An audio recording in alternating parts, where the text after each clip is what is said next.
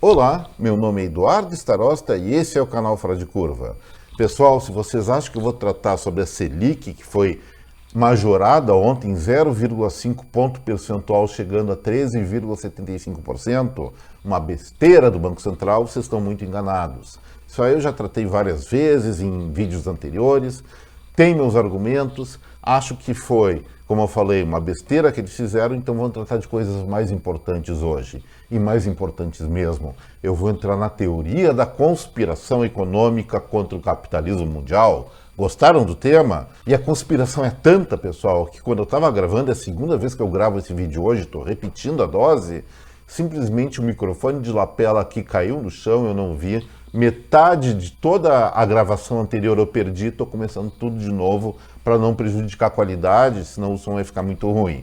Então vamos lá, porque eu sou teimoso e eu combato as conspirações com a verdade. Vamos lá. O que eu quero falar? Sobre a inflação mundial, mas um foco um pouquinho diferente. Vamos pensar direito, gente. A inflação, ela ocorre quando aumentam os preços. Definição básica, não é? E aí nós tivemos, em termos globais, o problema das commodities agrícolas, a alta do preço dos combustíveis, enfim, podemos colocar aí também semicondutores, incluir também a questão dos fretes navais, que ficaram escassos e caros, enfim, motivos para aumentar a inflação tiveram.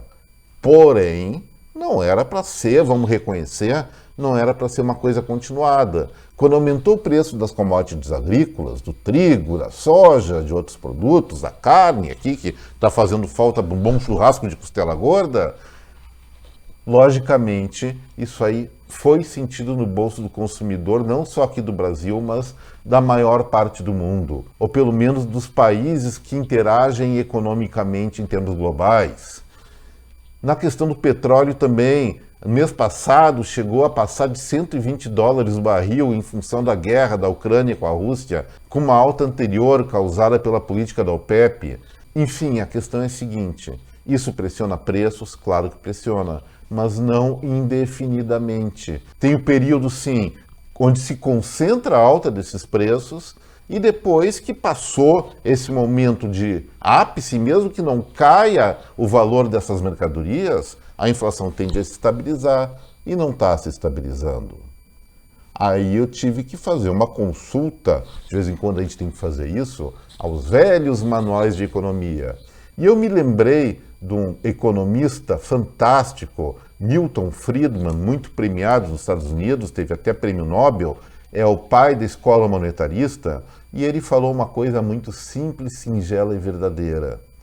Por trás de uma inflação, sempre tem alguém irrigando uma economia com dinheiro, seja uma casa da moeda que está fabricando notas, cédulas para colocar no mercado, isso aí foi muito comum no Brasil na hiperinflação, ou dando outro jeito de irrigar um país, uma nação, com mais dinheiro, e aí o dinheiro fica mais abundante, se desvaloriza, os preços dos produtos sobem. É basicamente isso que Milton Friedman dizia. Mas aí vamos pensar, União Europeia, Estados Unidos, até o Brasil lutando contra a inflação, estariam praticando esses atos de emissão monetária? Acho difícil, até porque todos esses países estão subindo juros atualmente. O que estaria acontecendo então? Como é que a inflação, segundo Milton Friedman, iria subir se não a emissão monetária? Será que esse mestre, esse Nobel da economia, teria cometido um equívoco na sua frase mais célebre? Acho muito difícil. Aí eu resolvi investigar, até inspirado por uma conversa com um amigo meu, Neverton, que é exportador, e ele estava muito preocupado com a questão da alta dos juros, da queda da atividade global, que só importa realmente para quem trabalha com comércio internacional. Eu resolvi então ir mais a fundo nessa pesquisa e comecei a conspirar com os dados, mas conspirar de uma maneira verdadeira, buscando a verdade, não criando hipóteses simplesmente para fantasiar alguma coisa. E olha só, vou explicar para vocês o meu raciocínio no Fora de Curva de hoje. Vamos pegar os indicadores, alguns indicadores econômicos dos principais países do mundo, que é lógico que vão colocar o Brasil. Olha só, pessoal, questão de crescimento do PIB, de acordo com o site Trading Economics, que eu tirei as tabelas e gráficos que eu vou expor para vocês hoje. Então, Estados Unidos, tendência de um crescimento do PIB em 2022 de 1,6%, a despeito da queda trimestral de 0,9%.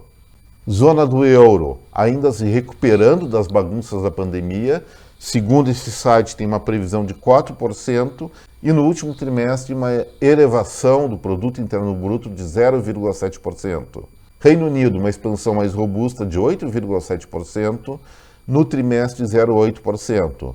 Índia, crescimento de 4,1% e também 0,8% no último trimestre.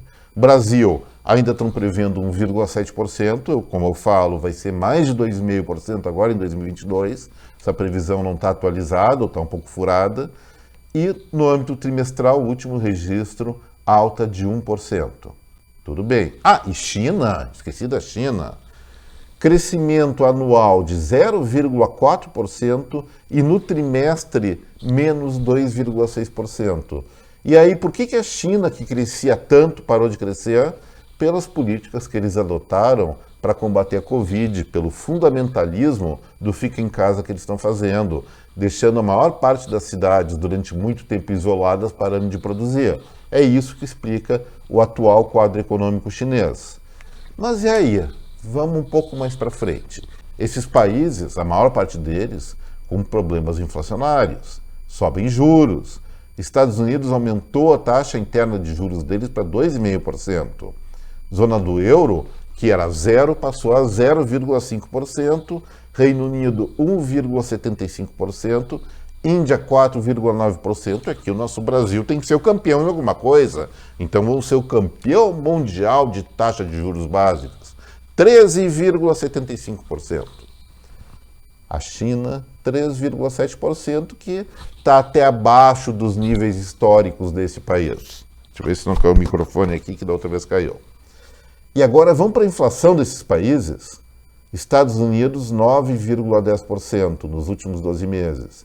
Maior alta de preços nos últimos 40 anos. Mesma coisa na zona do euro. O euro não tem 40 anos, mas historicamente a maior inflação, 8,9%. Reino Unido, também recorde histórico, 9,4%. Índia, 7%. E o Brasil agora já está menor, com os indicadores de julho, que não estão atualizados aqui. Mas o último dado que tem o Trading Economics é 11,89%. E a China, como está? 2,5%, uma das menores inflações do mundo atualmente. Espera aí, a China, ela não se submeteu também a esse problema da crise do petróleo? Acho que sim, o petróleo ficou mais caro para os chineses, apesar de eles terem bom desconto dos russos agora.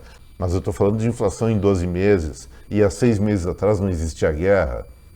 Commodities agrícolas também atingiu os chineses. Semicondutores, falta de semicondutores. Sim, eles são os produtores, os maiores produtores do mundo de semicondutores. Mas houve um problema lá que eles pararam de produzir por conta da pandemia. E também foram vitimados pelo colapso de várias cadeias produtivas dessa área e também da questão naval, que eles são os maiores exportadores do mundo. E com uma inflação de 2,5%, o que eles têm que nós não temos, pessoal? Será que é o governo que diz, está proibido subir o preço? Isso a gente sabe que o Partido Comunista Chinês é muito poderoso, mas duvido que ele tenha um poder a esse nível. Alguma coisa está acontecendo, ou na China, ou no resto do mundo. E é aqui que nós vamos aprofundar um pouco mais o nosso trabalho de hoje. E aí eu resolvi dar uma olhada como é que estão as reservas internacionais dos principais países do mundo que nós estamos abordando aqui. E eu estou mostrando agora para você essa segunda ilustração na tela. Olha só, o Brasil, no último dado que estava disponível pelo Trading Economics, estava em março com 353 bilhões de dólares de reserva, uma queda de 4,5, 4,6 bilhões em relação a fevereiro. Razoável, isso é fluxo de caixa. O Canadá, que tinha 106 bilhões de dólares, teve uma queda de 1,6 bilhão, que também está dentro do razoável. Zona do euro aumentou as reservas em 1,85 bi.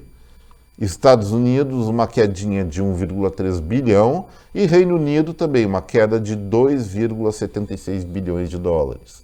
E a China reduziu as suas reservas cambiais, que atualmente giram em 3 trilhões de dólares, em 57 bilhões. Ou seja, só a redução chinesa dessas reservas corresponde a 3,3 vezes ao que todos esses outros países diminuíram de suas reservas cambiais. Ok, vamos dizer que eles precisavam dessa grana, soltaram essa grana por algum motivo, porque estavam com problema de caixa. Será mesmo? Aí eu resolvi aprofundar um pouquinho mais essa nossa investigação do Fora de Curva. Olha só o que encontrei, gente. Vocês estão vendo nessa ilustração agora a evolução das reservas cambiais norte-americanas em dólares, já que são eles que emitem os dólares, não precisam ter reservas muito grandes. Então caiu de julho de 2021 de 42,6 bilhões para 36,3 bilhões de dólares. Ou seja, 6,3 bilhões de dólares, o que não é muito para o tamanho daquela economia, concordam comigo? Vamos ver o que aconteceu com as reservas da zona do euro agora, gente? Olha só essa segunda ilustração. Aumentaram de 71 bilhões de dólares para 82,4 bilhões. Ou seja, 11 bilhões de dólares a mais. Então eles não estão irrigando com divisas, com estoque de divisas, a sua economia. Estão agindo corretamente. Estão agindo com a coerência de combater a inflação. E agora, olha só os chineses o que fizeram. Simplesmente de julho de 2021 até junho, as reservas cambiais deles caíram de perto de 3,2 trilhões de dólares para 3,05, 3,07 trilhões de dólares, ou seja, eles irrigaram o mundo com 180 bilhões de dólares no espaço de um ano, pessoal. Isso é muito dinheiro e é grana mais do que suficiente para desestabilizar a questão inflacionária em qualquer país que receba uma irrigação de dinheiro desse montante. Provavelmente, certamente, Estados Unidos e União Europeia. A meu ver, gente, está explicado aqui a emissão monetária, não é uma emissão, mas é um desencaixe monetário está acontecendo na Europa e nos Estados Unidos por conta dessa injeção chinesa de moeda corrente, moeda entesourada pelos chineses e que estão colocando nessas economias. Será que não é com o objetivo de desestabilizar mesmo? Olha, vamos ser sinceros, o mundo hoje não é para novatos. As tensões geopolíticas estão muito claras. Eu até venho defendendo que a Guerra Fria entre Oriente e Ocidente, especialmente China-Rússia versus OTAN, já está acontecendo. E talvez mais letal do que uma arma bélica seja uma arma econômica, a inflação. A inflação, quando se perde o controle sobre ela, vira um dos maiores flagelos de uma sociedade, como aconteceu no Brasil nos anos 70, 80, está acontecendo agora na Venezuela, na Argentina. Enfim, a inflação é algo que destroça com uma economia. E nós temos uma evidência aqui, lembrando que Milton Friedman mostra aqui que está certo. Alguém está injetando dinheiro na economia europeia, na economia norte-americana e até talvez aqui na brasileira, e como consequência, os preços estão sendo pressionados, os produtos começam a ser inflacionados. E essa explicação da minha teoria da conspiração, que não é conspiração nada, são dados que eu estou mostrando para cada um de vocês, podem conferir isso nos sites mundiais ou no Trading Economics, que está disponível na internet. São esses dados, é essa injeção monetária chinesa ao redor do mundo que, sim, provavelmente está provocando essa alta inflacionária na União Europeia, na Inglaterra, nos Estados Unidos e talvez, por que não, aqui no Brasil também. Gente, vamos olhar com seriedade isso. Isso aí não foi divulgado, pelo menos publicamente, aqui no Brasil em nenhum lugar. Não vi referência a isso também em nenhum site, nenhum blog global ou nenhum canal de YouTube global. Então, vocês estão ouvindo provavelmente essa análise pela primeira vez. Então vamos valorizar isso. Eu vou encerrar o Fora de Curva aqui e vocês, de posse dessa informação que ninguém tem, por favor, não se esqueçam de compartilhar ela. Afinal de contas, não somos egoístas. E também inscrevam-se aqui no canal e, especialmente, deixem seu like, porque eu tive que trabalhar muito, tive que pesquisar muito para montar essa teoria da conspiração, que nada mais é do que analisar os números do que está acontecendo no mundo. Então, gente, mais uma vez, muito obrigado pela atenção de cada um de vocês, especialmente aqueles que assistiram esse vídeo até o final. Um forte abraço em cada um de vocês e não se esqueçam, amanhã tem o resumão semanal, já que é sexta-feira, junto com algumas crônicas do Fora de Curva. Um forte abraço para cada um de vocês, até breve, tchau.